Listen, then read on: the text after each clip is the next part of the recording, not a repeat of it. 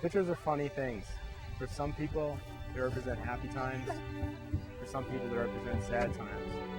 But for us, and the parents of children like Ian, for us, it represents our reality.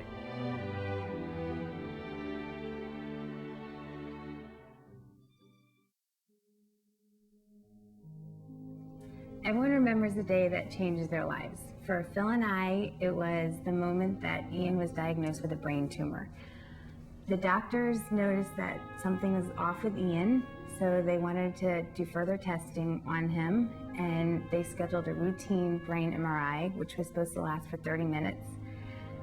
And within 20 minutes of the MRI, the doctors came in, and we thought they were giving us Ian back and that we'd be able to go home.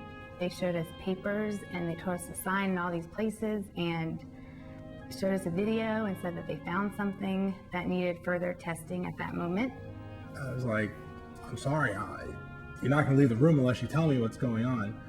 And pushed them to the point of them basically saying that I'm really sorry to tell you, but we found something extremely serious and extremely sensitive. And we need you to do this and watch this video and do whatever in order for us to do these other tests.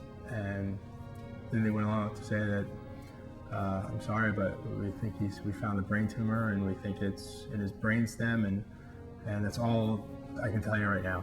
For the next hour and a half, I cried. Phil was in complete shock.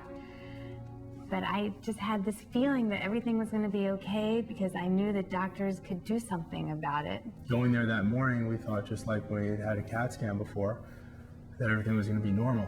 You think you'd be back in your office, or Cheryl would be doing whatever she's going to do in an hour, and all of a sudden, that moment, that day, changes the rest of your life.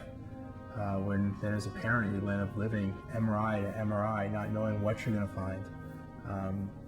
It's probably the most horrific and horrible experience you could ever think of, and something you wouldn't wish on anybody.